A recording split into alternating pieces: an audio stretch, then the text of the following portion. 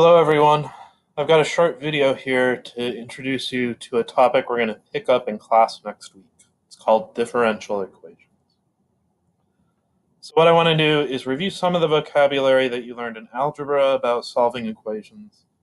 Then we're going to look at our new problem from calculus, and I'll finish up by going through an example. Let's start out by talking about equations in algebra. Here's one example. Now in this problem, the variable is x, and x is an unknown number. So we're looking for numbers that are solutions to this equation. When we say a solution, we mean a value of x that makes the equation true. And to set this up, we want to compare what's happening on the left-hand side and the right-hand side. For this particular problem, x equals 2 is a solution. So what I'm going to do is plug the value 2 in on the left and right and compare the answers. I laid out the steps here. They should be familiar to you. Maybe pause for a minute and take a look to make sure that you're following. And the equation that we're working with right here has more than one solution. X equals 3 is another solution. We would verify this the exact same way, plug in 3 on the left and right, and see if they are equal. These are the equations that you work on in algebra. Now we're going to go on and talk about a new kind of equation that we solve in calculus class. The name is a differential equation. Differential refers to derivatives. So here's our first example of this type of problem. This is dy dx plus 5y equals 2. So there's a couple of things going on here. Unlike our last problem, we have both y and x. That by itself is not necessarily new. You've done problems like that in the past.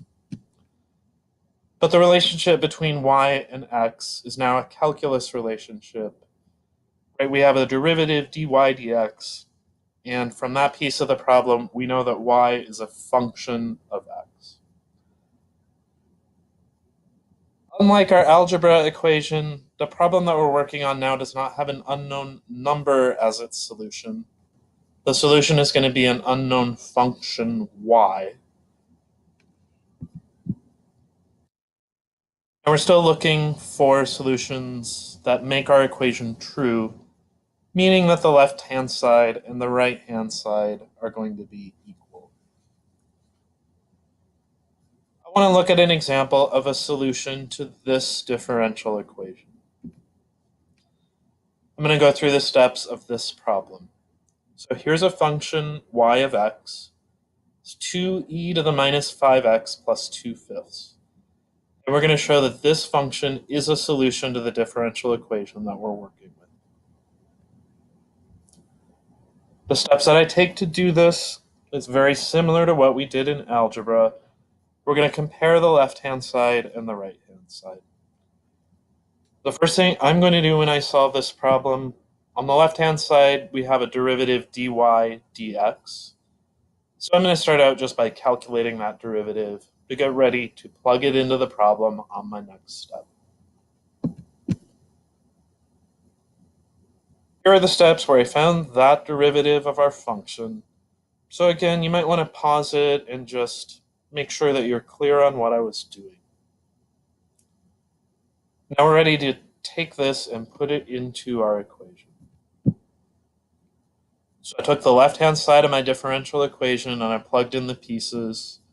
I have the dy dx we just found. And then for that 5y, I plugged in the definition I was given for y. Remember, that came from the problem statement on the last slide. Did a little algebra to simplify, and that side of the equation simplifies down to 2. So that was the left. We want to compare this to what we have on the right-hand side of the equation. In this problem, that's just the number 2. So the work we did showed that the left-hand side and the right-hand side are equal. What we conclude from this is that the function y of x makes our equation true, and so y is a solution to the differential equation. Now in algebra, we have problems with more than one solution. The same thing is true for differential equations in calculus. So for the problem we're working on, I have another solution. Okay, I'm going to plug this one in and I'm going to test it. The steps are exactly the same as what we just did. We want to compare the left-hand side and the right-hand side. Here's the work that you need to do to simplify what's on the left of our differential equation. So I took this new candidate solution, I found the derivative, substituted in, and simplified. Again, pause it to check the steps and make sure they're all clear. So now we have two solutions to the same problem, something we've seen before.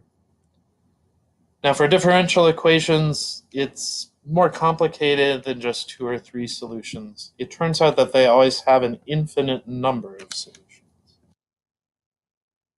But we can say something about the relationships between them.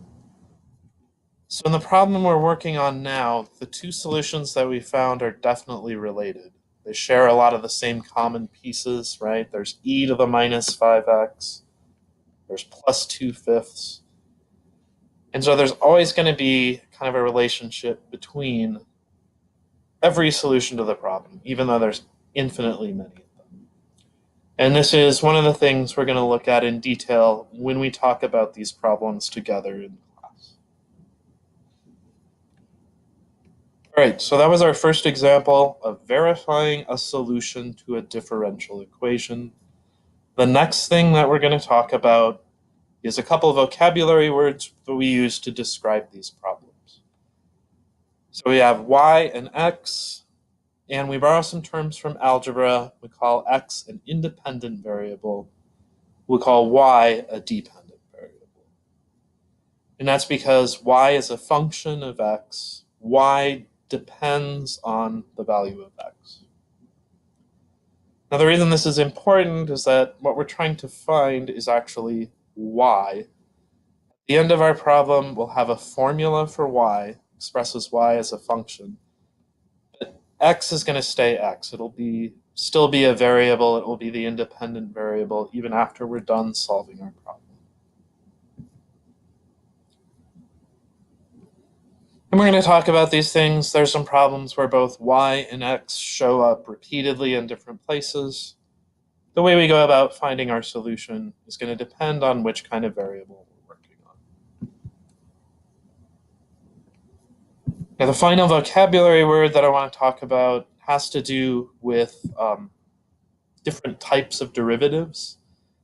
In Calculus 1, you learn dy dx. The regular derivative is called a first derivative. And if we take that answer and then take the derivative of our first derivative, we call that a second derivative. For some reasons you might be interested in that. And the same idea extends to higher numbers. We could have a third derivative, a fourth derivative, and so on. Now in differential equations, we classify the problems depending on the number of the derivative we're working on. We call that the order of a differential equation. And it's going to be the largest derivative that appears in our problem. The example that we've been looking at so far, that's a first order problem. The only derivative that shows up is dy dx, the first derivative. So next I have a second order problem. Notice the left-hand side of this equation, we have a second derivative. And we could go on as far as we like. Here's an example of a third order problem. Now look at the exponents here. Notice that the fractions that define my derivative, I have that little 3. It's called a superscript. And we have the same kind of number in that x to the 4th power. Even though they look similar, they mean two different ideas. Okay, so one of them is a multiple derivative. The other one is an exponent. When we're talking about the order, we're talking about the derivative and just that. All right, so I'd like you to take a look at this problem. You're going to need to find a second derivative. Please plug this in, see what answer you get, and bring this with you to class. We're going to talk about it when we meet again.